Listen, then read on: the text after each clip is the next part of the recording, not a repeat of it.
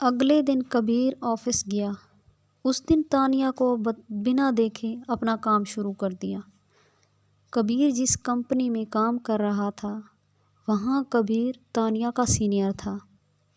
کبیر نے تانیہ سے کمپنی کے متعلق بھی بات چیت کرنا بند کر دی۔ کبیر ہر روز اس کا انتظار کرتا تھا کہ شاید وہ ابھی اس کے پاس آئے اور اپنی غلطی کی معافی مانگ لے اور دونوں ایک ہو جائیں۔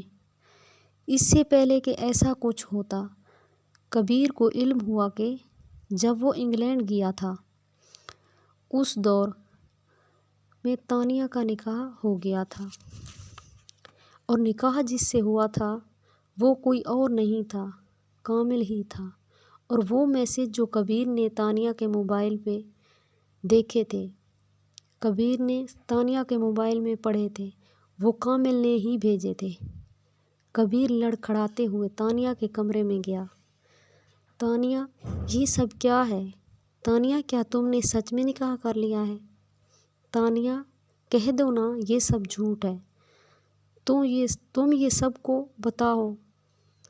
بتا کیوں نہیں دیتی کہ تم صرف مجھ سے ہی محبت کرتی ہو؟ تانیہ، میں تم سے بات کر رہا ہوں۔ تانیہ، تم سن رہی ہو نا میں کیا کہہ رہا ہوں؟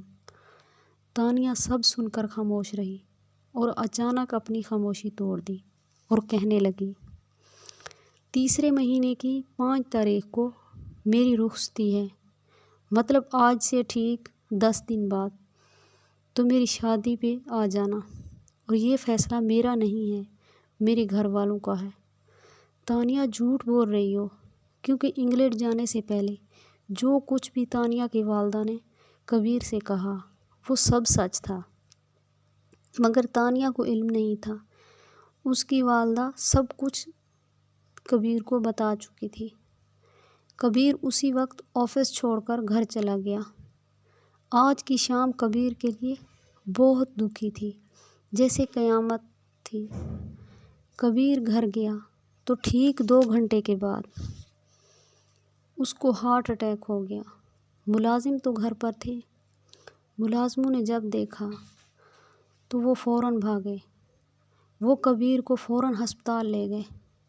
تانیہ کو کبیر کی کوئی خبر نہ تھی، کیونکہ وہ تو اپنی شادی کی تیاریوں میں مصروف تھی۔